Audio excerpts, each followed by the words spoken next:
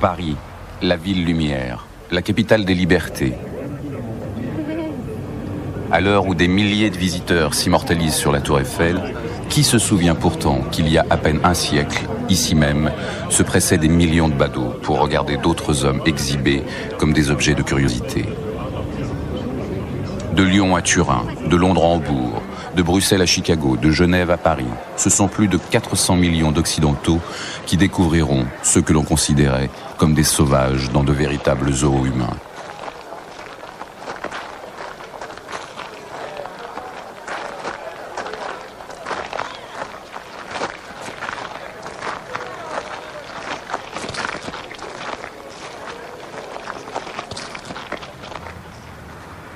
Ironie de l'histoire, les fondations du futur musée des Arts dit premier se creusent aujourd'hui sur l'emplacement de l'une de ces exhibitions racistes.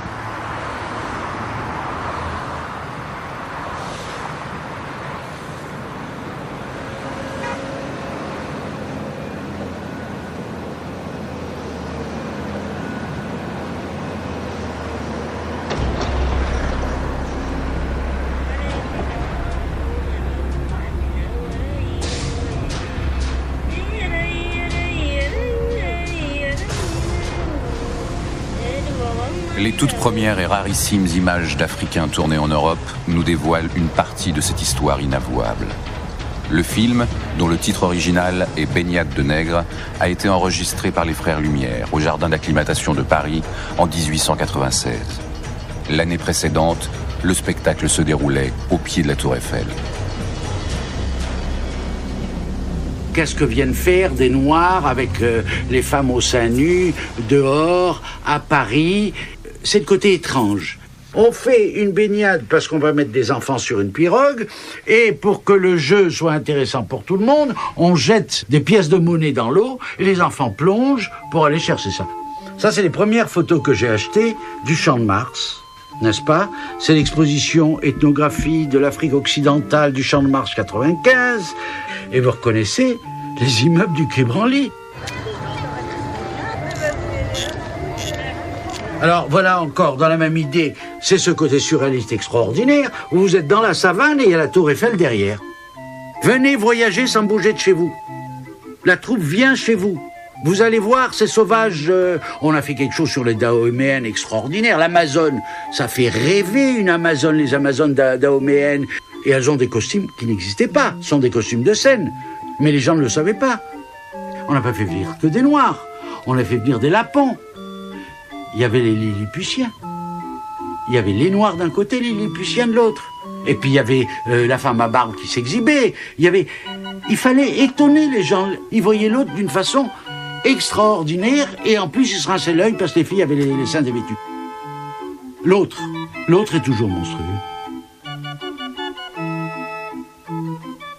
Regardez la beauté de ces personnages. Ils sont tous souriants, c'est une troupe de Hagenbeck, bien entendu. Commercienrat Karl Hagenbeck. Hagenbeck est un importateur d'animaux. Il fournit les animaux pour tous les zoos. C'est la grande époque où les zoos français, anglais et allemands se créent. Et puis finalement, il a été dépassé par son succès, plus exactement, il importait moins des animaux que des hommes, et il y a eu un succès fou. Il y a eu des millions de personnes qui venaient, et ça a rapporté beaucoup d'argent. Du milieu jusqu'à la fin du XIXe siècle, Saint-Paoli fut un quartier d'attraction avec un grand nombre de théâtres, de cafés, de musées de figures de cire et de cabarets. C'était le quartier d'attraction aux portes de Hambourg. Aujourd'hui, c'est devenu le quartier chaud très connu. Ce n'est pas un hasard si la société de Karl Hagenbeck avait son siège social dans ce centre de divertissement et des boutiques de produits d'outre-mer. D'ici se faisait le commerce d'animaux et la ménagerie de Hagenbeck qui avait bien sa place. L'histoire de la maison Hagenbeck a commencé à Saint-Paoli, à Hambourg, en 1848. Mon arrière-arrière-grand-père était poissonnier et à côté, il faisait aussi du commerce d'animaux. Un jour, il y eut un grand transport de rennes de Laponie et le peintre Heinrich Luttmann eut l'idée de demander à une famille de Lapons d'accompagner ces rennes à Hambourg. Quand les Lapons arrivèrent avec leurs costumes traditionnels, ça fit un véritable tabac. Ce fut le début des spectacles ethniques. C'est la première carte de visite de la société Karl Hagenbeck. Le public était très enthousiasmé. Il appréciait surtout le côté naturel de la représentation, en tout cas ce qu'il considérait comme naturel. On voulait montrer au public européen avec quelle méthode raffinée les gens chassaient et attrapaient les animaux sauvages, qui étaient ensuite livrés à la ménagerie de Hagenbeck à Hambourg.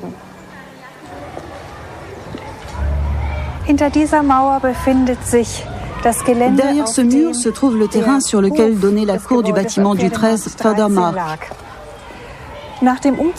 Après le déménagement en 1874, le zoo de Karl Hagenbeck fut inauguré ici et il faut imaginer le terrain plein de cages qui abritait la ménagerie commerciale. Les premiers spectacles ethniques commencèrent ici. C'est un groupe de Lapons qui fut le premier à être présenté sur ce terrain, planifié en 1874 et inauguré en 1875. Là où des enfants jouent aujourd'hui, les exhibitions ethniques suivantes prirent leur départ pour aller en tournée en Allemagne et même à travers toute l'Europe. Sur les traces de l'américain Barnum, l'inventeur au cirque des exhibitions de monstres, les spectacles anthropozoologiques, dira lui-même Karl Hagenbeck, vont connaître un succès immédiat et mondial. Des dizaines d'impresarios courent le Pacifique, l'Asie, l'Amérique du Sud et surtout l'Afrique, à la recherche de populations de plus en plus exotiques, jugées sauvages ou spectaculaires. Au total, ce seront des centaines de troupes, des milliers d'hommes, de femmes et d'enfants qui seront acheminés vers l'Europe et les États-Unis pour être exhibés dans les zoos, les expositions, les foires, les cirques, sur la scène des cabarets et les music-halls. Transportés comme des animaux rares, ces hommes savaient-ils qu'ils allaient devenir, malgré eux, les acteurs des fantasmes de l'Occident ?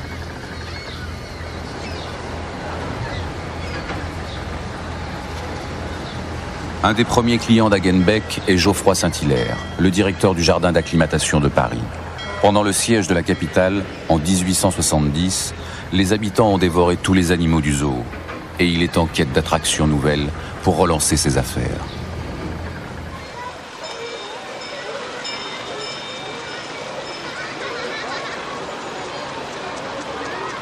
Le succès de ces exhibitions ethnographiques au jardin zoologique d'acclimatation se trouve à la conjonction de plusieurs phénomènes.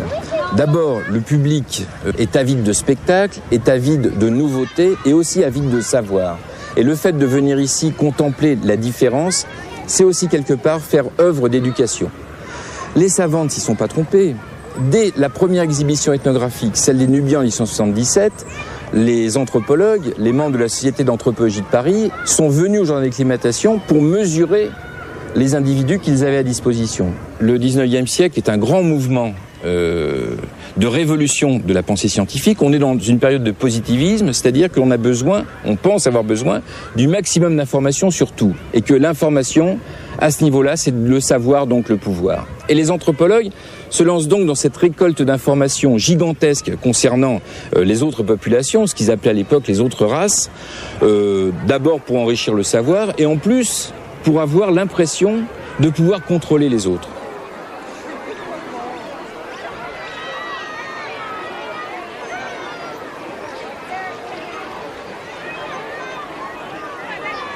Le paradoxe dans la démarche anthropologique, c'est qu'en voulant instituer des classifications, une hiérarchie des races, faisait que, dans la tête des anthropologues et surtout pour le public, le fait de voir des races, entre guillemets, différentes derrière des barreaux, suffisait pour expliquer le sens de la hiérarchie.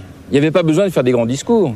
Quand vous êtes d'un côté d'une cage et que vous regardez des gens qui sont enfermés dedans, même si ce sont des barreaux symboliques, à défaut d'être matériels, vous voyez tout de suite où se situe le pouvoir et où se situe le savoir. Au milieu du 19e siècle apparaît évidemment le darwinisme avec le concept de sélection. Les plus aptes sont sélectionnés par la nature pour survivre au détriment des plus faibles. Et il est certain que la logique de classification qui est entreprise à l'époque vise à instituer une hiérarchie des races.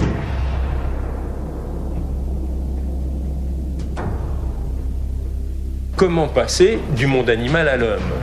Il faut les fameux chaînons manquants, parce que n'oublions pas qu'on est très gradualiste et que l'évolution ne fait pas de saut, selon la maxime de Leibniz, et que donc il faut trouver tous les intermédiaires, en particulier entre le singe et l'homme. Et comme on n'a pas les fossiles, eh ben on va mettre les nègres.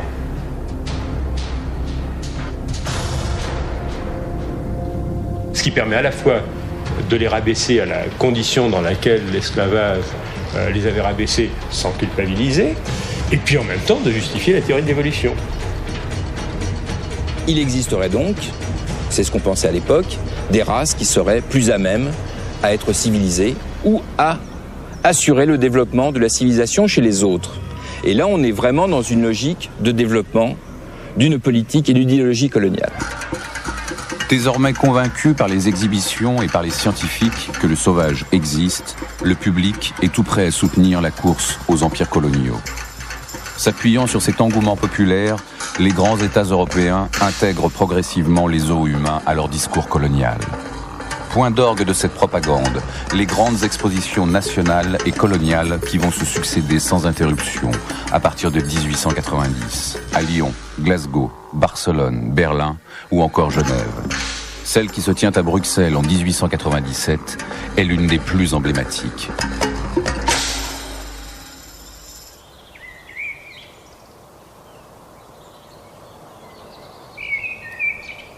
Nous sommes exactement sur le site où il y a 105 ans, en 1897, ont été édifiés des villages congolais dans le cadre de l'exposition congolaise de Tervuren. D'une part, il fallait démontrer à l'opinion publique belge que le Congo était rentable. Il ne faut pas oublier qu'il y avait seulement 12 ans qu'avait été créé l'État indépendant du Congo, à l'initiative de Léopold II.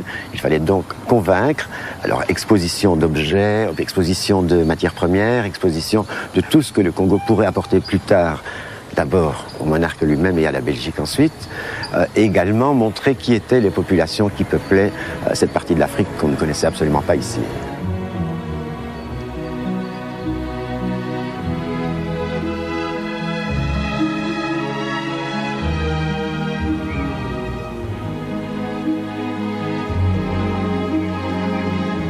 Si l'on fait venir autant de gens, c'est pour une raison évidemment, une fonction idéologique. Sur les 267 personnes congolaises venues à cette époque, il y en a à peu près la moitié qui sont des soldats, la force publique. Il s'agit de montrer à l'opinion belge et internationale qu'il y a déjà des œuvres accomplies par les Belges. Par ailleurs, il y a qui sont ces habitants de ce pays lointain, etc. Alors deux groupes seront représentés fortement. Ce sont majoritairement des gens du fleuve, ce qu'on appelle les Bangalas, qui représentent à l'époque donc un peuple réputé parfois pour sa cruauté, mais surtout pour son habileté nautique. Les Bangalas qui viendront feront des démonstrations de leur talent de piroguier, mais aussi, le reste du temps, ils seront devant les habitations qui ont été reconstituées pour vaquer à leur vie quotidienne, protégés d'ailleurs du public par un grillage.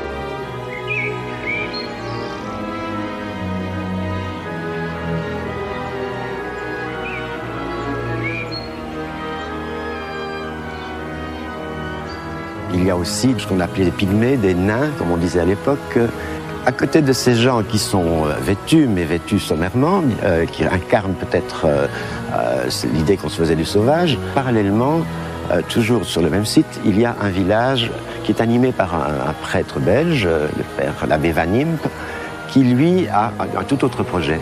Il veut montrer que les Congolais sont adaptables, civilisables, dans le cadre d'un village d'un type différent, qui ne serait pas authentique ou primitif. Il montre des jeunes enfants, garçons et fillettes, qui ont été élevés chrétiennement, qui sont habillés à l'occidental, qui sont des exemples de réussite d'acculturation. On sait seulement, par des récits, que certains d'entre eux étaient malades, le climat avait été absolument infect, et donc 7 des Congolais qui sont venus à Tervuren sont morts. Et cela a provoqué, bien entendu, dans la presse, des réactions assez vives. Et cela a sans doute joué dans l'opinion, les expos coloniales qui suivront, 1910 par exemple, mais n'apportera plus de Congolais à montrer.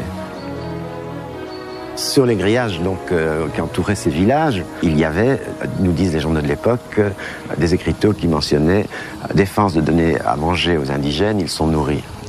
Ce qui indique d'une part un comportement typique de ce qu'on appelait le zoo, mais les organisateurs de l'expo, s'ils ont bénéficié de l'immense succès d'attraction, n'avaient sans doute pas en tête cette idée de foire, cette idée foraine qu'on retrouve ailleurs dans des villages commerciaux.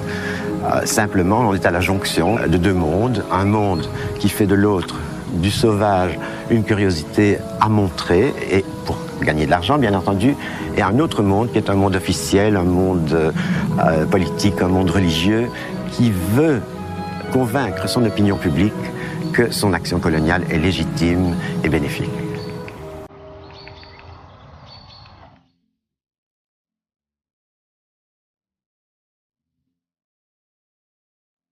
Autre temps fort de cette fin du XIXe siècle, les expositions universelles, dont Paris se fait une spécialité. En 1889, sur le Champ de Mars, on a construit la Tour Eiffel pour célébrer le centenaire de la Révolution. Et en 1900, pour entrer dans le siècle, la France et ses colonies invitent le reste du monde à participer à une gigantesque mise en scène du progrès.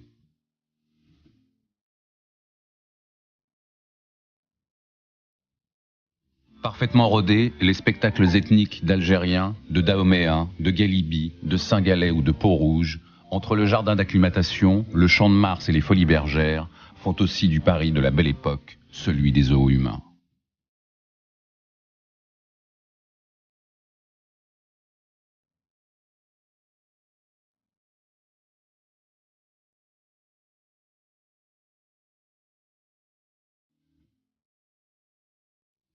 Le tournant du siècle est à la fois un tournant majeur des empires coloniaux, c'est un fait, ils sont installés, ils sont en place, mais aussi un tournant majeur dans la lente évolution de ces zoos humains. Ils n'ont plus la même fonction, ils n'ont plus les mêmes objectifs, et surtout, ils ne se structurent pas de la même manière au niveau du mental.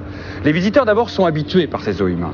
Ils tiennent maintenant un discours idéologique, bien au-delà du simple discours racial. On est rentré dans le temps où l'exhibition de l'autre concourt à la fois à un discours sur soi-même, un discours sur les conquêtes, mais aussi à un discours sur l'organisation du monde souhaité. Le meilleur exemple est l'endroit où nous nous trouvons, au pied de la Tour Eiffel. Les villages n'étaient plus posés comme au jardin d'acclimatation, simplement pour être vus dans une vision, on va dire, ludique et uniquement spectaculaire. Il y a une sorte d'organisation du monde. D'ailleurs, 1900 est une date aussi symbolique à un autre niveau. C'est la plus grande exposition que connaîtra Paris, 50 millions de visiteurs. Là, on tient un discours de masse.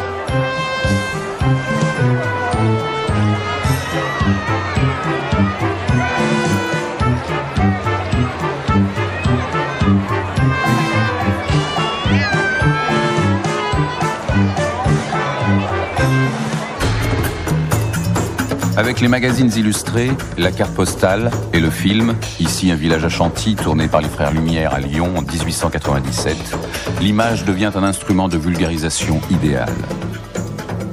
À peine alphabétisée, une immense majorité d'Occidentaux découvre des mondes totalement réinventés et scénarisés. Pour satisfaire une clientèle de plus en plus exigeante, on est passé peu à peu du spécimen à la troupe et maintenant à de véritables villages itinérants avec hommes, femmes, enfants et animaux.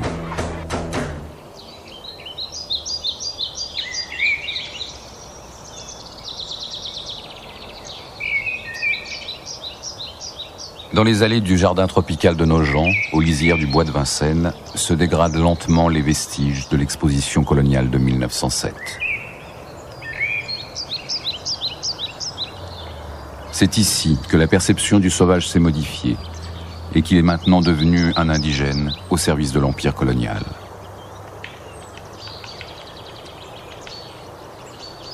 Le temps des conquêtes est fini. En grande partie, l'empire est à ce moment-là constitué. Et se tient tout un discours économique aussi sur la mise en valeur de cet empire. D'où la présence dans la plupart des pavillons qui sont ici, des bois coloniaux par exemple, des plantes tropicales, du riz, du cacao, du café, pour montrer qu'à côté des hommes, qui sont maintenant placés sous l'égide de la France, protectrice, il y a aussi toute une richesse qui va être mise en valeur et exploitée.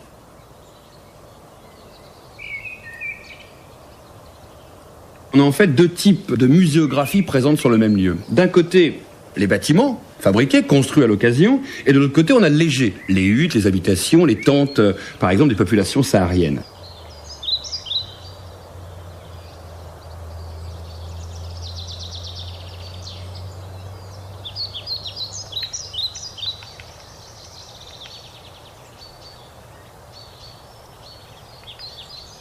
Et le visiteur passant d'un pavillon à l'autre, passant d'une population à l'autre, doit avoir ce sentiment que d'un côté la France protège, et ses bâtiments symbolisent cette protection, et que de l'autre, sous ces braves petites huttes, ils ne seront pas protégés. Ce sont les Touaregs pour le Sahara et l'Afrique du Nord, ce sont les Congolais pour l'Afrique noire, ce sont bien sûr les Kanaks pour la Nouvelle-Calédonie, les Hindous pour les comptoirs d'Inde, les populations indo-chinoises et laotiennes pour la partie asiatique. D'une certaine manière, on a un empire en miniature qui est reconstitué en 1907 à Nogent.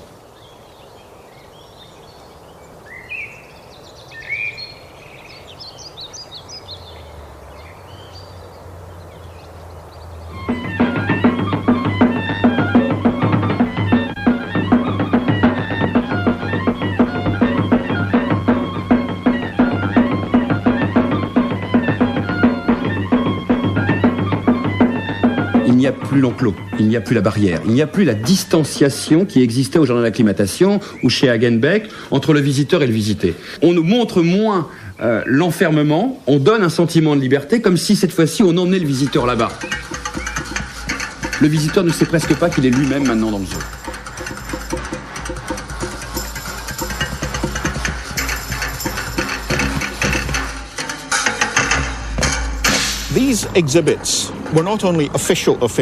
Ces exhibitions n'étaient pas toujours officielles. Parfois, elles étaient organisées par des commissions gouvernementales. Mais le plus souvent, c'étaient des entreprises privées qui le faisaient. Il y avait en Grande-Bretagne un homme très connu qui s'appelait Imre Kiralfy. Originaire de l'Europe de l'Est, il vint en Angleterre où il fit fortune en organisant des exhibitions.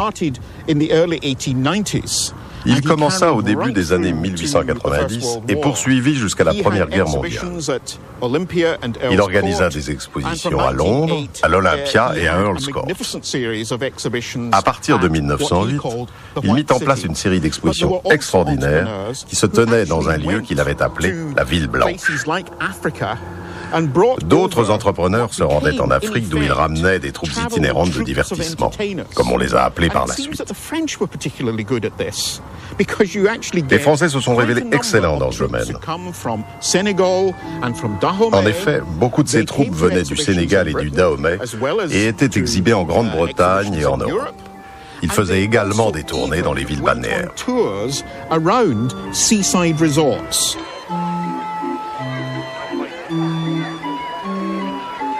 15 jours ou 3 semaines avant, la presse informe les habitants de telle ou telle localité. Dans 15 jours, un village noir arrive dans notre ville.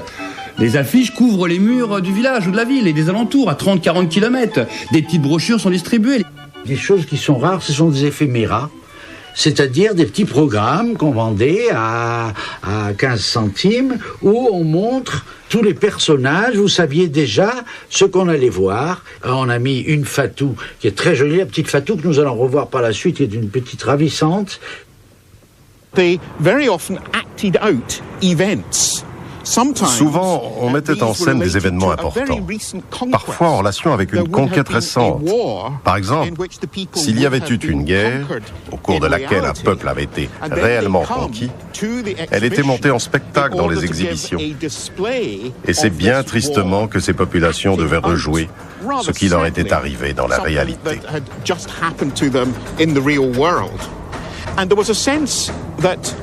Il existait aussi un sentiment d'urgence de la part du public. Il fallait absolument aller voir ça, car c'était le spectacle du moment. C'était éphémère. En fait, ces exhibitions ne duraient pas, car elles étaient seulement montées pour quelques mois, et donc, si on n'y allait pas, on les ratait. Non seulement on ratait l'exhibition, mais on pouvait aussi rater ces populations. Car selon les exigences de la politique impériale, la nouvelle civilisation qu'on leur imposait les condamnait à disparaître, tout du moins culturellement. Ça devient l'événement du mois. Demain, nous allons voir les Africains, les Soudanais, les Nubiens, les Ottantos, les fiers ou dangereux hindous qui vont être dans notre municipalité. Et on y vient de loin pour les voir. Car la promotion, la rentabilité du village est quand même le moteur. N'oublions pas une chose, c'est que ces impresarios sont des privés. Ils montent leurs troupes, ils vont en Afrique, ils ont d'ailleurs très souvent un intermédiaire local avec qui on rassemble une centaine d'individus, femmes, enfants, adultes, vieillards. Toute une troupe est recrutée et des fois elle part pour 5 ans, 10 ans, 15 ans, 20 ans en Europe. on montre des femmes à plateau. Mais comment elles sont venues, ces femmes à plateau? Vous les voyez là sur le bateau, habillées. Quand on faisait venir une troupe, on prenait bien soin de mettre une femme à peine enceinte. Et la troupe venait en France, et quand il y avait la naissance, on marquait à l'entrée du village une naissance au village, on augmentait les prix et tout le monde était content.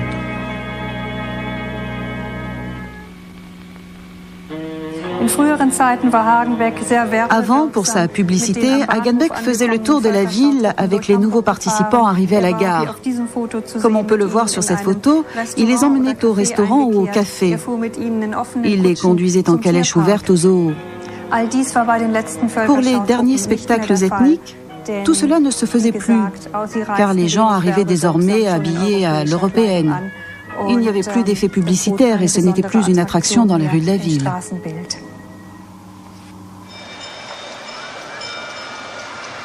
Ces troupes ethnographiques circulaient en toute l'Europe au gré des contrats réalisés par leurs impresarios.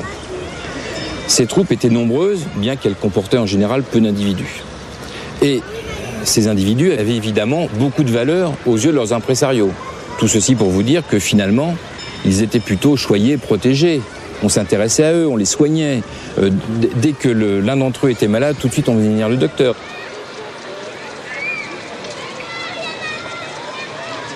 Bien entendu, il y a des exemples très connus des années 1870, 80, 90, où on a découvert, comme les Indiens Galibi par exemple, ou des Lapons qui ont été exhibés contre leur gré, dont certains sont morts d'ailleurs en exhibition comme à Paris ou à Amsterdam, soit de la variole, soit de froid.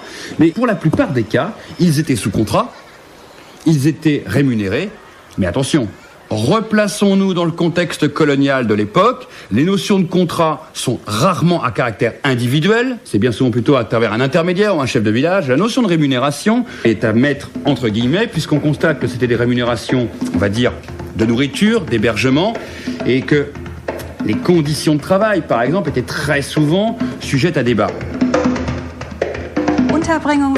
Dans la société Hagenbeck, le logement, le ravitaillement et l'assistance médicale des participants aux exhibitions étaient réglés par contrat. Si possible, ils étaient logés dans des habitations indigènes où ils devaient aussi se produire si la météo le permettait. C'était simple quand il s'agissait de logements mobiles, comme les yurts d'Asie centrale. Sinon, on essayait d'emmener les matériaux pour reconstruire des logements sur le lieu de la représentation. Les troupes sont payées, les gens se battent au portillon pour venir en France. Sur le contrat, ils étaient payés. Est-ce qu'ils ont été payés? Ça, c'est autre chose. Et ils savaient qu'ils jouaient la comédie. L'exemple le plus extraordinaire, c'est en Suisse, vers 1915 à peu près, les exhibés se mettent en grève. Parce qu'ils ne sont pas payés, ils ne veulent plus jouer les méchants. Alors ça discute, et l'impresario perdait beaucoup d'argent. Alors il a accepté de les payer, et ils ont rejoué les méchants. Certains parlaient un français impeccable, mais devant les gens, ils parlaient petit nègre, parce que tout le monde comprenait.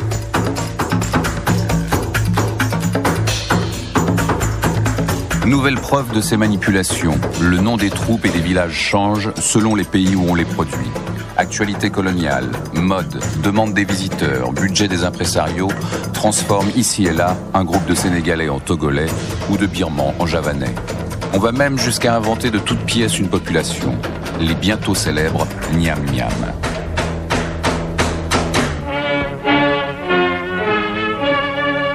Puis en traversant l'Atlantique, ces mises en scène vont obéir à d'autres objectifs. La jeune nation américaine est en pleine construction et entre 1876 et 1915, dans toutes les expositions qu'elle organise, des sauvages sont présents, en particulier pour assigner une place à ses propres Noirs et Indiens. Des mesures américaines obligent, l'exposition de Chicago de 1893 fera des centaines de victimes parmi les milliers d'exhibés.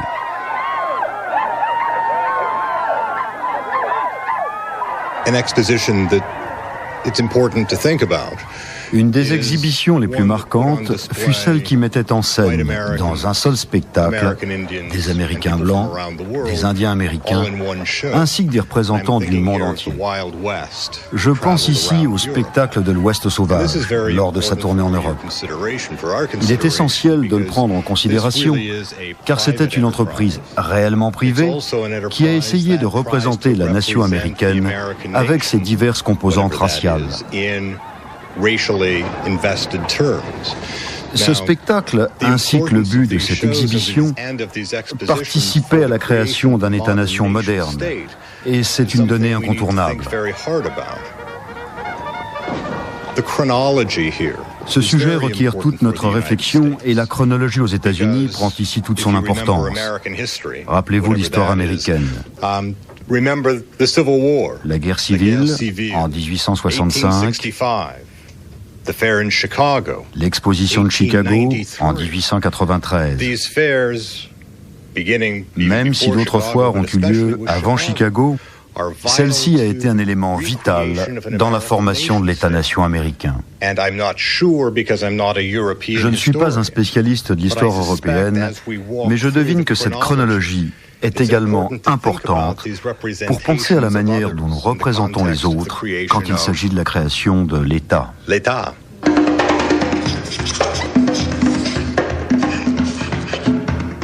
Les États-nations, qu'est-ce que c'est? C'est la création d'une communauté nationale, par définition, beaucoup plus large, donc qui doit prendre des référents identitaires communs à toutes les fractions, à la fois sociales, culturelles et communautaires, qui composaient cette nation auparavant. Donc, on voit bien que dans la dénonciation, entre guillemets, en tout cas dans la monstration d'une espèce de barbarie africaine, si je prends cet exemple-là, si je prends l'exemple des populations d'Afrique noire, il est bien évident que ces populations sont très fortement dénigrées et vont servir de référents négatifs dans l'identité collective en formation pour les Européens et pour la France en particulier. It is an interesting fact. Il est intéressant de noter que ces exhibitions ne montraient pas uniquement des villages venus d'outre-mer, d'Afrique ou d'Asie, mais également d'Europe, voire même du pays où se tenait l'exhibition. Par exemple, en Grande-Bretagne, il était possible de voir un village irlandais, ou plus particulièrement, un village des Highlands écossaises. En France, on pouvait voir des villages corses ou suisses.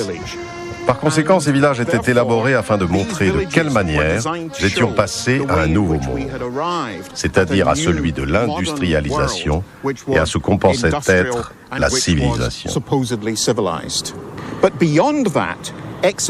Mais à la suite de cela, des exhibitions sont aussi apparues dans beaucoup d'autres pays, en Australie, en Nouvelle-Zélande, en Afrique du Sud, au Canada, et même en Inde.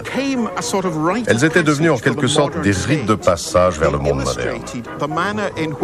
Elles montraient comment les lieux où elles se tenaient, souvent dominés par la colonisation blanche, avaient rejoint le système mondial et international de la modernité.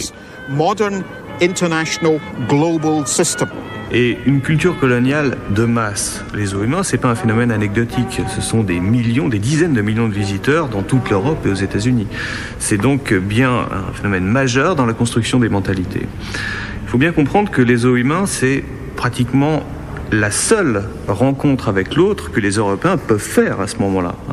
Très rares sont ceux qui partent en voyage dans les pays exotiques. Donc, cette culture coloniale va se construire sur ce premier contact, bien souvent. Mais cette construction d'un regard va être fondamentale dans la transformation d'un racisme qui jusque-là est resté dans les cénacles scientifiques à un racisme populaire. We are in Wembley, in North London. Nous sommes à Wembley, dans le nord de Londres, là où l'exposition universelle eut lieu de 1924 à 1925. Ce stade avait été construit l'année précédente pour la finale de la Coupe de football. C'est également ici que prit place la grande reconstitution historique de l'Empire. Les exhibitions attiraient des millions de gens, dont le nombre dépassait toujours celui des habitants de la ville où elles se déroulaient. Par exemple, ici, à Wembley en 1924, il y eut 27 millions de visiteurs.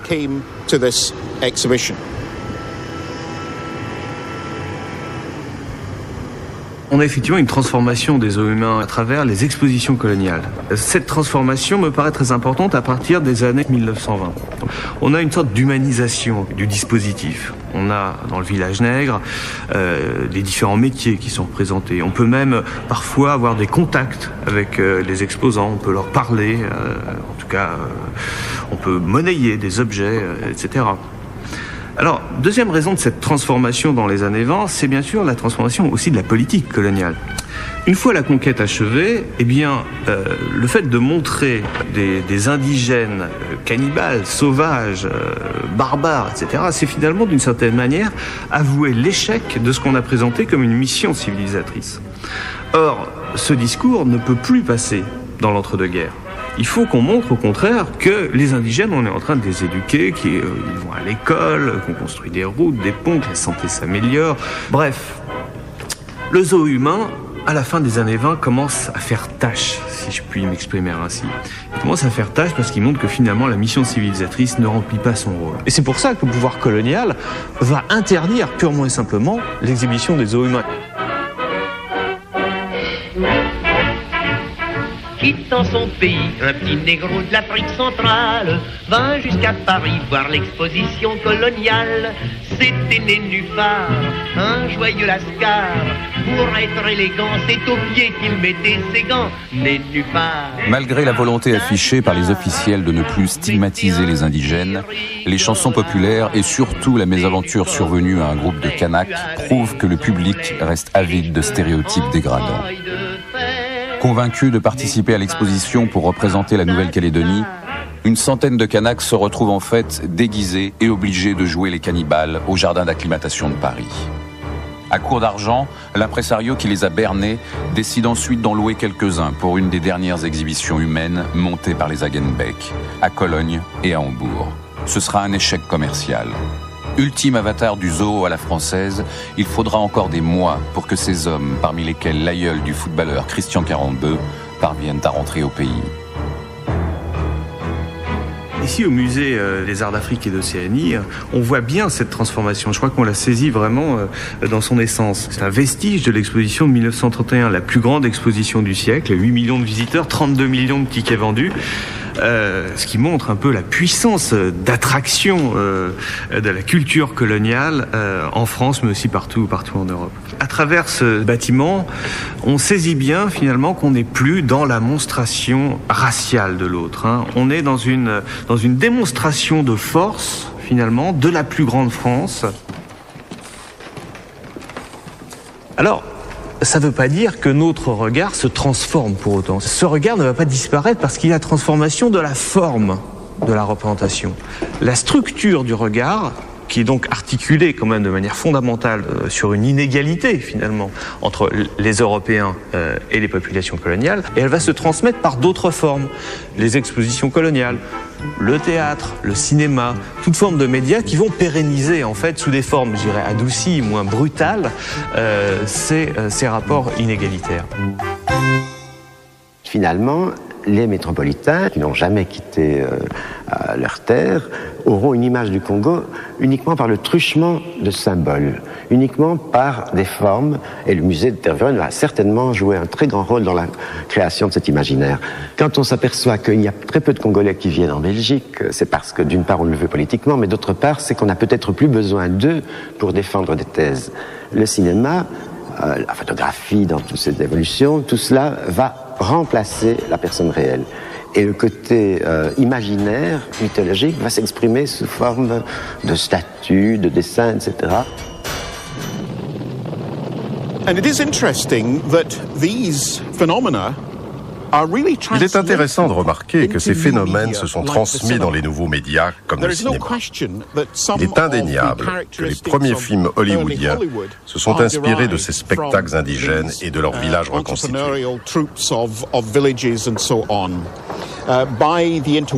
Pendant la période de l'entre-deux-guerres, il y a une véritable tradition du cinéma d'aventure outre-mer. Il s'agissait en quelque sorte de westerns coloniaux. Après la Première Guerre mondiale, les spectacles ethniques reprenaient tout doucement, mais plus jamais ils n'atteindront leur prospérité passée. Je crois que ceci est lié en grande partie au cinéma, qui leur faisait de la concurrence.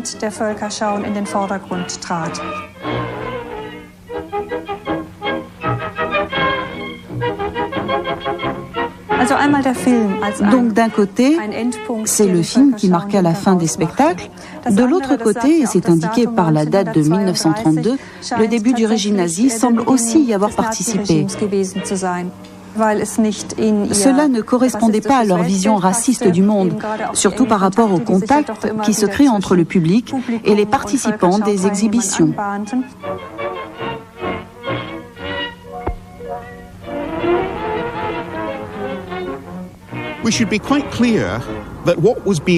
Soyons clairs, ce que l'on montrait dans ces villages, c'était aussi des corps humains.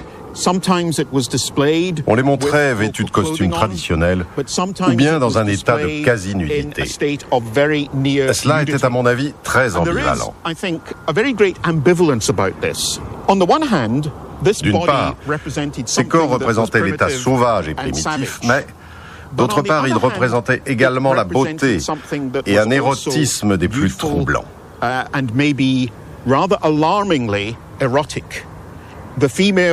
Les femmes indigènes étaient d'excellentes danseuses et de plus très séduisantes. Leur poitrine était souvent dénudée, ce qui était interdit dans la culture occidentale, et donc les hommes qui allaient les voir éprouvaient des sensations érotiques.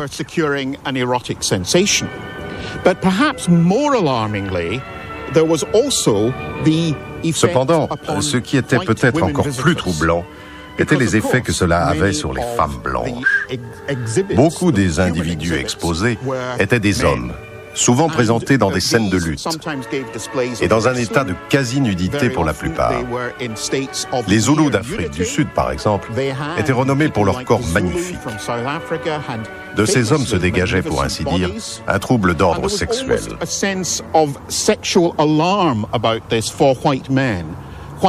Les femmes blanches observaient ces hommes qui remettaient peut-être leur sexualité en cause, et dans une certaine mesure, elles pouvaient même ressentir un certain manque sexuel. Il y avait un côté qui faisait frissonner le bourgeois, c'est que les filles étaient dénudées. Ce qui était terrible, c'est qu'on les forçait à se dénuder. Les petites jeunes filles qu'on voit habillées ici, comme vous voyez, et puis exactement le même groupe, les filles sont nues, avec le même numéro dans la carte postale, ce qui prouve donc que c'était interchangeable. À chaque fois, on retrouve le corps, mais un corps qui est mis dans des postures différentes. Le matin, ils étaient au jardin d'acclimatation. Les anthropologues venaient les mesurer. L'après-midi, le public venait les regarder. Et le soir, leurs impresarios signaient des contrats avec des cabarets, comme les Folies Bergères, qui exhibaient des troupes d'Africains sur scène. Jusqu'à la fin du 19e siècle, en dehors de quelques rares exceptions, les acteurs noirs n'existaient pas. Voilà qu'avec l'arrivée donc des démonstrations zoologiques, des exhibitions, on va avoir une réalité du corps noir et tout d'un coup, évidemment, une autorisation à la fascination et au plaisir du regard. Il se trouve soudain que les spectateurs ont donc tout loisir de pouvoir s'abîmer d'une certaine manière dans l'altérité, dans cette image différente de soi. Seulement, on s'aperçoit que, bon, évidemment, on ne les considère pas véritablement comme des hommes, ou tout au moins, on justifie ce regard voyeur en se disant « mais ce ne sont pas des êtres comme nous, pleinement humains ».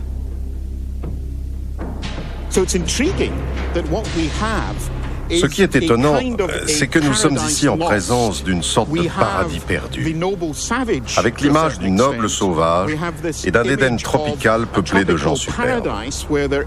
Mais en même temps, tout cela reste lié à des sentiments de peur et de gêne.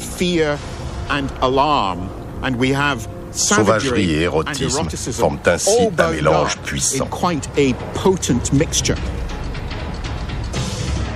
Joséphine Baker arrive en 1925 avec la Revue Nègre. Nous sommes au Music Hall des Champs-Élysées Et finalement, cette arrivée qui sera vraiment étonnante, qui va emballer le public parisien, a été préparée par tous ces spectacles qui, dans les années 20, évoquent l'Afrique, montrent des acteurs dansant, donc Habib Elia ou Aïcha. Et Joséphine Baker donc apporte une plastique tout à fait nouvelle, mais aussi une gestuelle nouvelle. C'est très important de parler aussi de la gestuelle nègre, parce que ce que l'on découvre dans le music-hall à l'époque, c'est non seulement une liberté du corps parce qu'il est nu, mais une liberté aussi des mouvements. Dans la presse de l'époque, dans les comptes rendus du spectacle, on insiste énormément sur les gesticulations, le trémoussement de Joséphine, le fait qu'elle fait des grimaces. Certains s'en indignent, elle fait trop de grimaces, comment elle ose bouger pareillement. On insiste sur sa souplesse. Elle est très souple, on parle de liane. Dans ce que certains appellent, je crois, la fascination du corps sauvage, que l'on présente parfois encore avec des traces de ce regard colonial, raciste, imbibé d'une hiérarchie, eh bien, je crois qu'il y a une double fascination. Il y a d'abord la peur. Je crois que les racistes sont d'abord des gens qui ont peur des autres. Ce corps sauvage, après tout, il est beaucoup plus costaud que moi. Alors, je le regarde, bien entendu, il me fait peur avec ses grandes dents, il va me mordre, mais en même temps, si seulement j'avais des biceps comme lui. En rasant les monuments élevés à la gloire du rêve colonial pour l'exposition de 1931 au Bois de Vincennes, c'est plus qu'un décor de carton-pâte qu'on fait disparaître. On efface surtout, et pour longtemps, les traces du dernier des grands os humains du XXe siècle. On les a bannis de notre mémoire collective car ils constituent la preuve la plus visible des mécanismes du racisme populaire en Occident. Alors, qu'en reste-t-il ? Aujourd'hui, c'est dans les caves devenues inaccessibles des grands muséums mondiaux que les corps de nombreux spécimens morts en exhibition attendent que justice leur soit rendue. Le problème des collections anciennes, c'est qu'il y a dans ces collections, que ce soit d'ailleurs des collections artistiques ou des collections scientifiques, des objets d'origine scandaleuse. Dans les collections biologiques, anatomiques, il y a des pièces humaines qui ont été récupérées dans des conditions mais parfaitement inhumaines, contraires à notre éthique et à notre morale actuelle. J'ai par exemple interdit tous les tournages dans les réserves du laboratoire d'anthropologie du Musée de l'Homme parce que c'est un endroit à sensation, parce que c'est un endroit où l'accumulation de squelettes quand on ouvre les portes des armoires fait un décor très, très étrange, très inhabituel, c'est une sorte de train fantôme. Je crois peut-être ce serait avoir une des raisons qui ont poussé les conservateurs dans les musées à porter tout leur intérêt sur les objets en les détachant le plus possible des individus qui les avaient créés, des artistes ou des artisans et des personnes qui les employaient. Et peut-être que les objets ne répondaient pas. Et si on veut placer ça dans une relation de continuité avec les expositions coloniales où on exhibait des Congolais, on peut imaginer que l'objet ou le masque, l'objet d'art africain, vient substituer le sauvage dans la collection. Il est bien évidemment plus facile de collectionner des statuettes que des sujets coloniaux.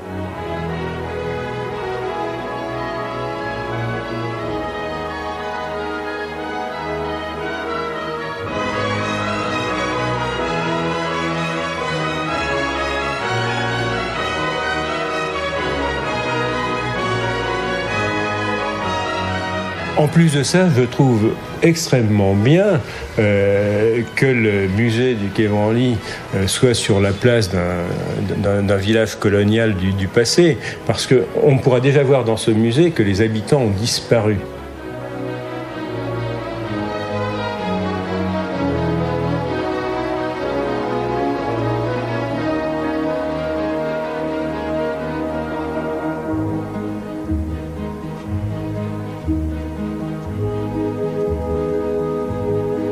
Serait-ce pour faire oublier leur origine douteuse qu'on s'empresse maintenant de rendre quelques corps, parmi lesquels le plus symbolique, celui de la Vénus Hottentote, de son vrai nom, Saadji Bartman.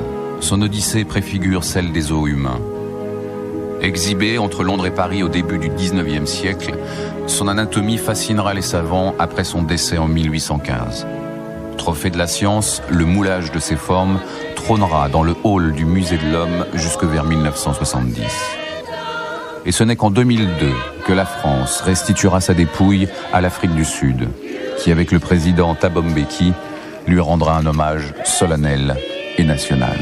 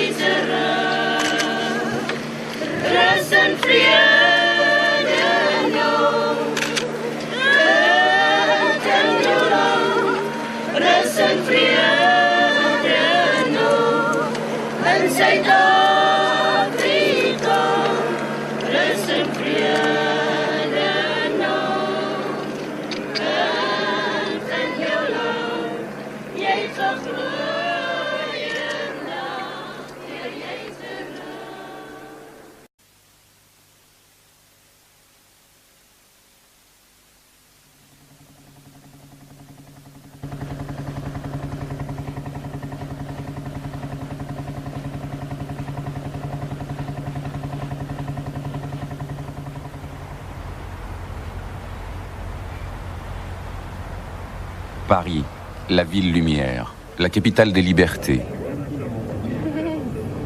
À l'heure où des milliers de visiteurs s'immortalisent sur la Tour Eiffel, qui se souvient pourtant qu'il y a à peine un siècle, ici même, se pressaient des millions de badauds pour regarder d'autres hommes exhibés comme des objets de curiosité.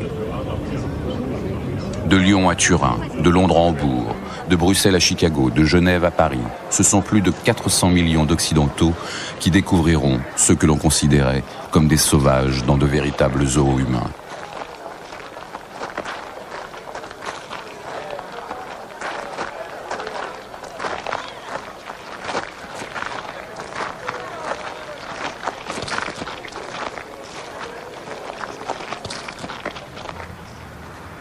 Ironie de l'histoire, les fondations du futur musée des Arts dit premier se creusent aujourd'hui sur l'emplacement de l'une de ces exhibitions racistes.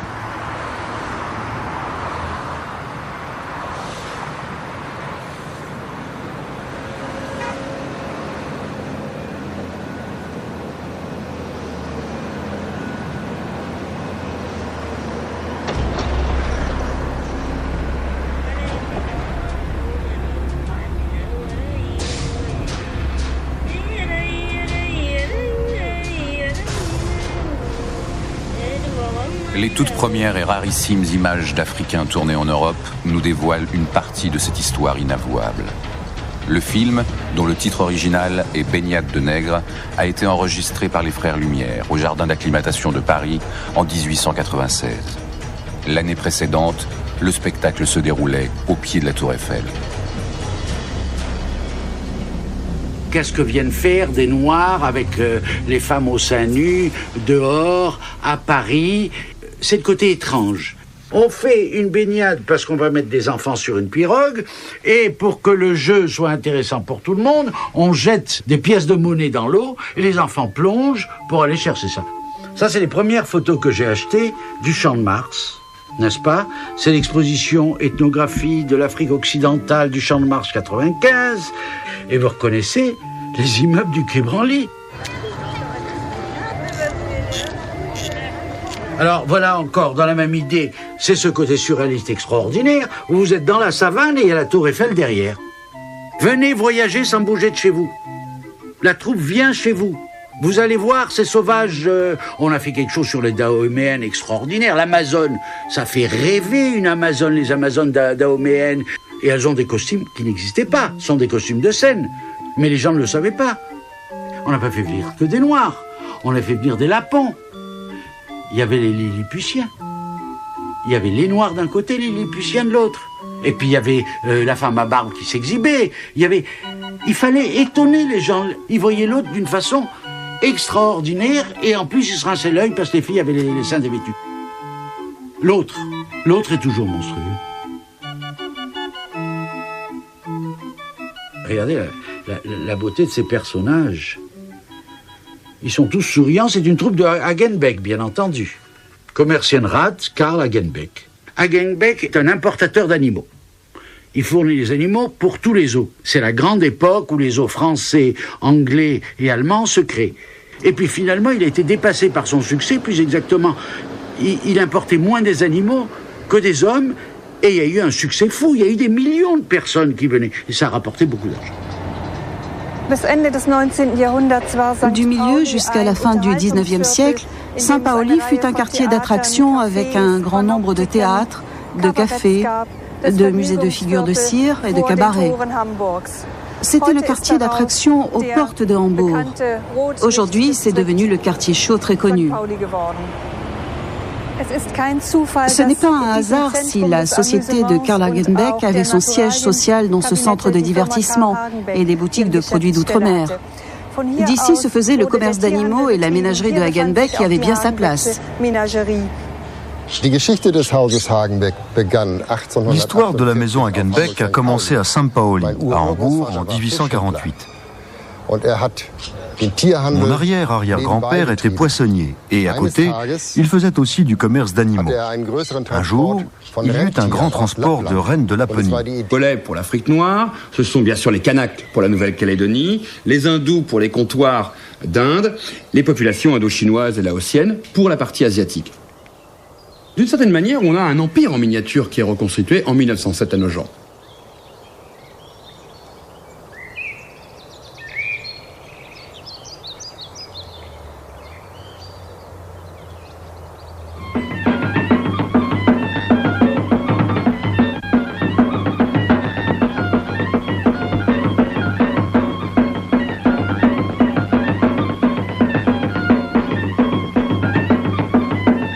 Il n'y a plus l'enclos, il n'y a plus la barrière, il n'y a plus la distanciation qui existait au jardin d'acclimatation ou chez Hagenbeck entre le visiteur et le visité. On nous montre moins l'enfermement, on donne un sentiment de liberté comme si cette fois-ci on emmenait le visiteur là-bas. Le visiteur ne sait presque pas qu'il est lui-même maintenant dans le zoo.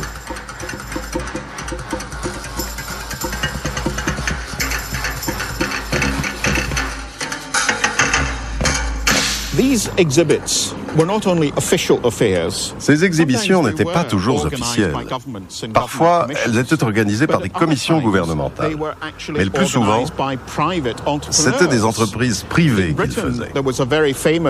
Il y avait en Grande-Bretagne un homme très connu qui s'appelait Imre Kiralfy. Originaire de l'Europe de l'Est, il vint en Angleterre où il fit fortune en organisant des exhibitions. Il commença au début des années 1890 et poursuivit jusqu'à la Première Guerre mondiale. Il organisa des expositions à Londres, à l'Olympia et à Earl's Court. À partir de 1908, il mit en place une série d'expositions extraordinaires qui se tenaient dans un lieu qu'il avait appelé la Ville Blanche. D'autres entrepreneurs se rendaient en Afrique d'où ils ramenaient des troupes itinérantes de divertissement, comme on les a appelés par la suite. Les Français se sont révélés excellents dans ce domaine. En effet, beaucoup de ces troupes venaient du Sénégal et du Dahomey et étaient exhibées en Grande-Bretagne et en Europe. Ils faisaient également des tournées dans les villes balnéaires.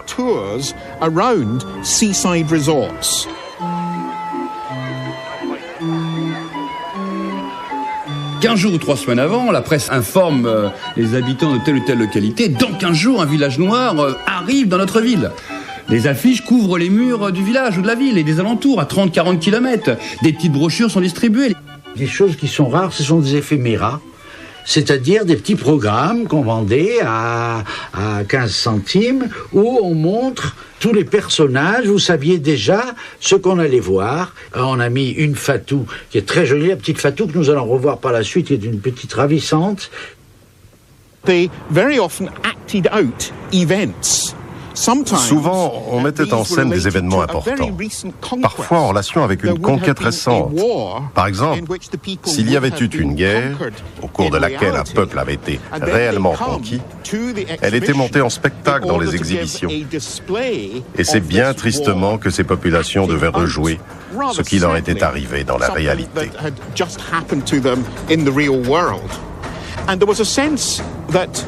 Il existait aussi un sentiment d'urgence de la part du public. Il fallait absolument aller voir ça, car c'était le spectacle du moment. C'était éphémère. En fait, ces exhibitions ne duraient pas, car elles étaient seulement montées pour quelques mois, et donc, si on n'y allait pas, on les ratait. Non seulement on ratait l'exhibition, mais on pouvait aussi rater ces populations.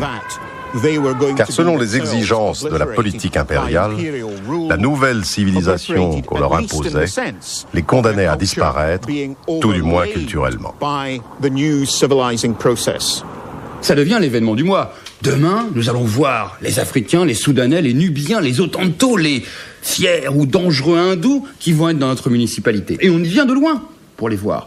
Car la promotion, la rentabilité du village est quand même le moteur. N'oublions pas une chose, c'est que ces impresarios sont des privés. Ils montent leurs troupes, ils vont en Afrique, ils ont d'ailleurs très souvent un intermédiaire local avec qui on rassemble une centaine d'individus, femmes, enfants, adultes, vieillards. Toute une troupe est recrutée et des fois elle part pour 5 ans, 10 ans, 15 ans, 20 ans en Europe. On montre des femmes à plateau. Mais comment elles sont venues, ces femmes à plateau? Vous les voyez là sur le bateau, habillés. Quand on faisait venir une troupe, on prenait bien soin de mettre une femme à peine enceinte. Et la troupe venait en France, et quand il y avait la naissance, on marquait à l'entrée du... S'ils ont bénéficié de l'immense succès d'attraction, n'avaient sans doute pas en tête cette idée de foire, cette idée foraine qu'on retrouve ailleurs dans des villages commerciaux. Simplement, on est à la jonction de deux mondes, un monde qui fait de l'autre, du sauvage, une curiosité à montrer, et pour gagner de l'argent, bien entendu, et un autre monde qui est un monde officiel, un monde politique, un monde religieux, qui veut convaincre son opinion publique que son action coloniale est légitime et bénéfique.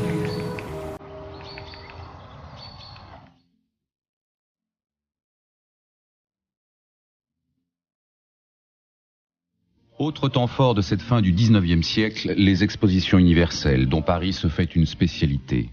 En 1889, sur le Champ de Mars, on a construit la Tour Eiffel pour célébrer le centenaire de la Révolution. Et en 1900, pour entrer dans le siècle, la France et ses colonies invitent le reste du monde à participer à une gigantesque mise en scène du progrès.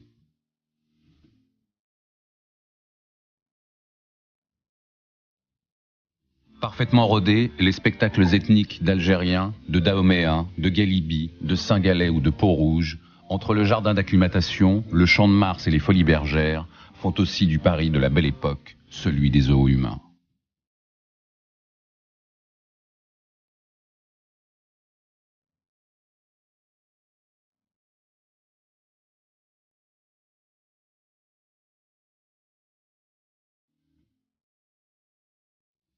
Le tournant du siècle est à la fois un tournant majeur des empires coloniaux, c'est un fait, ils sont installés, ils sont en place, mais aussi un tournant majeur dans la lente évolution de ces zoos humains. Ils n'ont plus la même fonction, ils n'ont plus les mêmes objectifs, et surtout, ils ne se structurent pas de la même manière au niveau du mental. Les visiteurs d'abord sont habitués par ces zoos humains. Ils tiennent maintenant un discours idéologique, bien au-delà du simple discours racial. On est rentré dans le temps où l'exhibition de l'autre concourt à la fois à un discours sur soi-même, un discours sur les conquêtes, mais aussi à un discours sur l'organisation du monde souhaité. Le meilleur exemple est l'endroit où nous nous trouvons, au pied de la Tour Eiffel. Les villages n'étaient plus posés comme au jardin d'acclimatation, simplement pour être vus dans une vision, on va dire, ludique et uniquement spectaculaire. Il y a une sorte d'organisation du monde. D'ailleurs, 1900 est une date aussi symbolique à un autre niveau. C'est la plus grande exposition que connaîtra Paris, 50 millions de visiteurs. Là, on tient un discours de masse.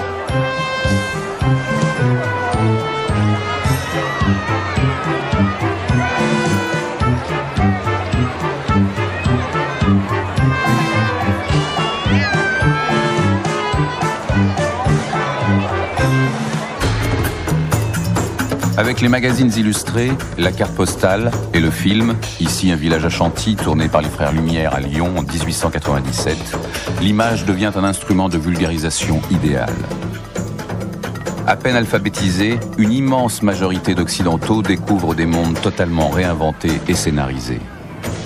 Pour satisfaire une clientèle de plus en plus exigeante, on est passé peu à peu du spécimen à la troupe et maintenant à de véritables villages itinérants avec hommes, femmes, enfants et animaux.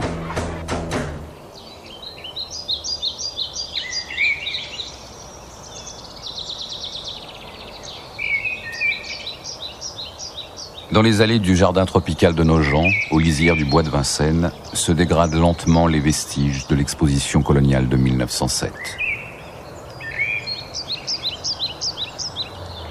C'est ici que la perception du sauvage s'est modifiée et qu'il est maintenant devenu un indigène au service de l'empire colonial.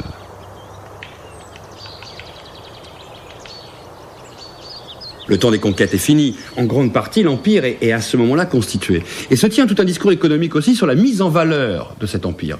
D'où la présence dans la plupart des pavillons qui sont ici, des bois coloniaux par exemple, des plantes tropicales, du riz, du cacao, du café, pour montrer qu'à côté des hommes, qui sont maintenant placés sous l'égide de la France, protectrice, il y a aussi toute une richesse qui va être mise en valeur et exploitée.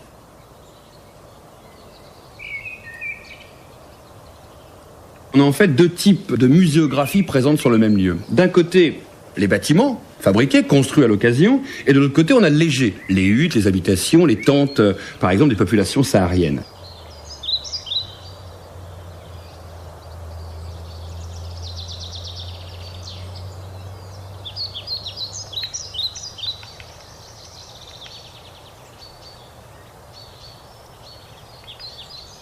Et le visiteur passant d'un pavillon à l'autre, passant d'une population à l'autre, doit avoir ce sentiment que d'un côté la France protège, et ses bâtiments symbolisent cette protection, et que de l'autre, sous ces braves petites huttes, ils ne seront pas protégés. Ce sont les Touaregs pour le Sahara et l'Afrique du Nord, ce sont les Congolais.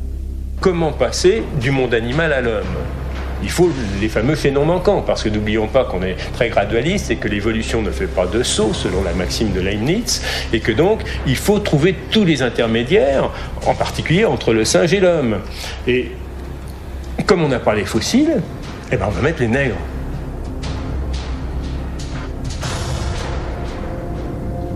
Ce qui permet à la fois de les rabaisser à la condition dans laquelle l'esclavage les avait rabaissés sans culpabiliser, et puis en même temps de justifier la théorie de l'évolution.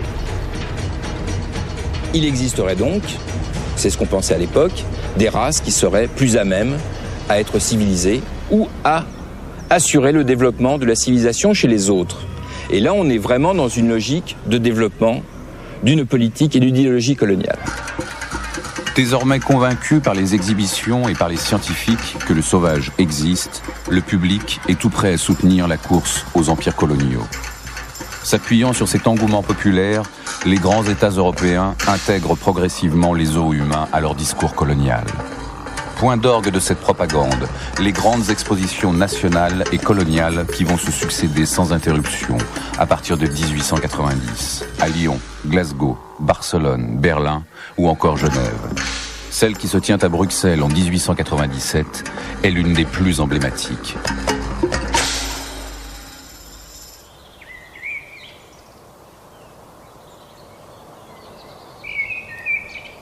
Nous sommes exactement sur le site où il y a 105 ans, en 1897, ont été édifiés des villages congolais dans le cadre de l'exposition congolaise de Tervuren. D'une part, il fallait démontrer à l'opinion publique belge que le Congo était rentable. Il ne faut pas oublier qu'il y avait seulement 12 ans qu'avait été créé l'État indépendant du Congo, à l'initiative de Léopold II. Il fallait donc convaincre, alors exposition d'objets, exposition de matières premières, exposition de tout ce que le Congo pourrait apporter plus tard, d'abord au monarque lui-même et à la Belgique ensuite, et également montrer qui étaient les populations qui peuplaient cette partie de l'Afrique qu'on ne connaissait absolument pas ici.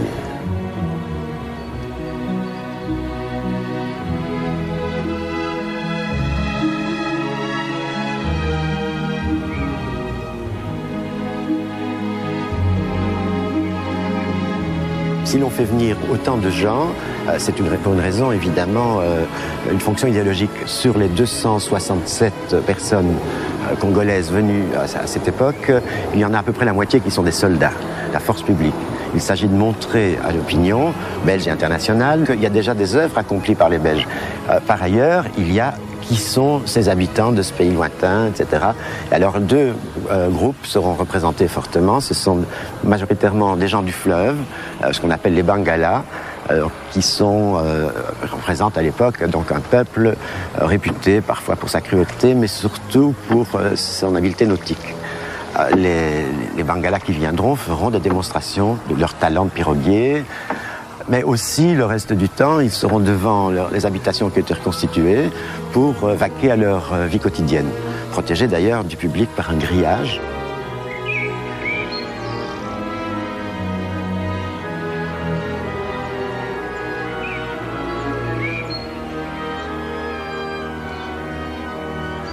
Il y a aussi ce qu'on appelait les pygmées, des nains, comme on disait à l'époque.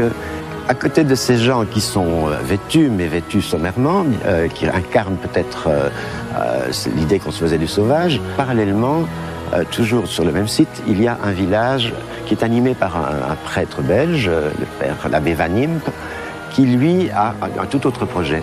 Il veut montrer que les Congolais sont adaptables, civilisables, dans le cadre d'un village d'un type différent, qui ne serait pas authentique ou primitif. Il montre des jeunes enfants, garçons et fillettes, qui ont été élevés chrétiennement, qui sont habillés à l'occidental, qui sont des exemples de réussite d'acculturation. On sait seulement, par des récits, que certains d'entre eux étaient malades, le climat avait été absolument infect, et donc 7 des Congolais qui sont venus à Tervuren sont morts. Et cela a provoqué, bien entendu, dans la presse, des réactions assez vives. Et cela a sans doute joué dans l'opinion. Les expos coloniales qui suivront, 1910 par exemple, mais n'apportera plus de Congolais à montrer. Sur les grillages donc, qui entouraient ces villages, il y avait, nous disent les journaux de l'époque, des écriteaux qui mentionnaient « défense de donner à manger aux indigènes, ils sont nourris ». Ce qui indique d'une part un comportement typique de ce qu'on appelait le zoo, mais les organisateurs de l'expo et le peintre Heinrich Luttmann eut l'idée de demander à une famille de Lapons d'accompagner ces reines à Hambourg. Quand les Lapons arrivèrent avec leurs costumes traditionnels, ça fit un véritable tabac. Ce fut le début des spectacles ethniques. C'est la première carte de visite de la société Karl Hagenbeck. Le public était très enthousiasmé. Il appréciait surtout le côté naturel de la représentation, en tout cas ce qu'il considérait comme naturel. On voulait montrer au public européen avec quelle méthode raffinée les gens chassaient et attrapaient les animaux sauvages, qui étaient ensuite livrés à la ménagerie de Hagenbeck à Hambourg.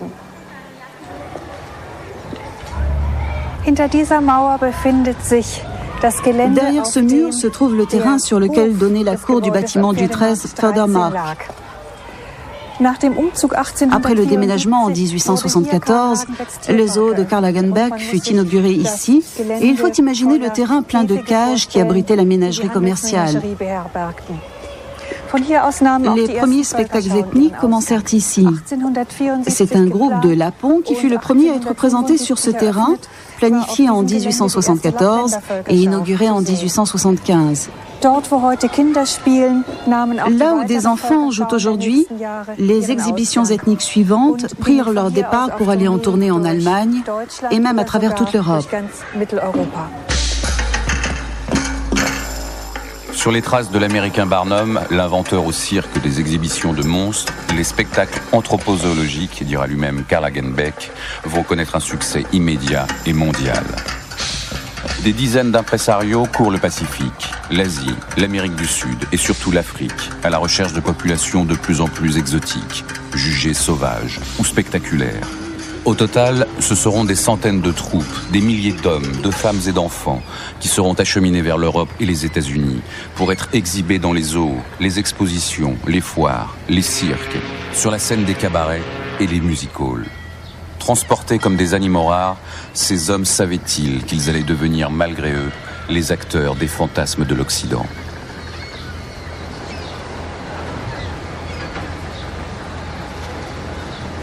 Un des premiers clients d'Hagenbeck est Geoffroy Saint-Hilaire, le directeur du jardin d'acclimatation de Paris. Pendant le siège de la capitale, en 1870, les habitants ont dévoré tous les animaux du zoo.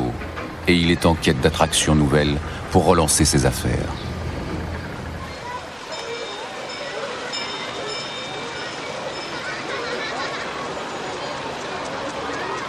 Le succès de cette exhibition ethnographique au jardin zoologique d'acclimatation se trouve à la conjonction de plusieurs phénomènes. D'abord, le public est avide de spectacles, est avide de nouveautés et aussi avide de savoir. Et le fait de venir ici contempler la différence, c'est aussi quelque part faire œuvre d'éducation. Les savants ne s'y sont pas trompés. Dès la première exhibition ethnographique, celle des Nubiens en 1877, les anthropologues, les membres de la Société d'anthropologie de Paris, sont venus au jardin d'acclimatation pour mesurer les individus qu'ils avaient à disposition. Le 19e siècle est un grand mouvement de révolution de la pensée scientifique. On est dans une période de positivisme, c'est-à-dire qu'on a besoin, on pense avoir besoin du maximum d'informations sur tout. Et que l'information, à ce niveau-là, c'est le savoir, donc le pouvoir. Et les anthropologues se lancent donc dans cette récolte d'informations gigantesques concernant les autres populations, ce qu'ils appelaient à l'époque les autres races, d'abord pour enrichir le savoir, et en plus pour avoir l'impression de pouvoir contrôler les autres.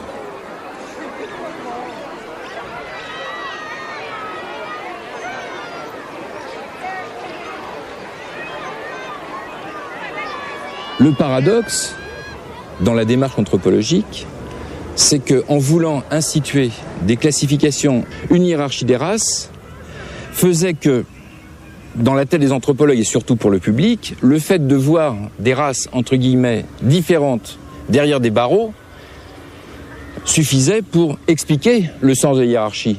Il n'y avait pas besoin de faire des grands discours.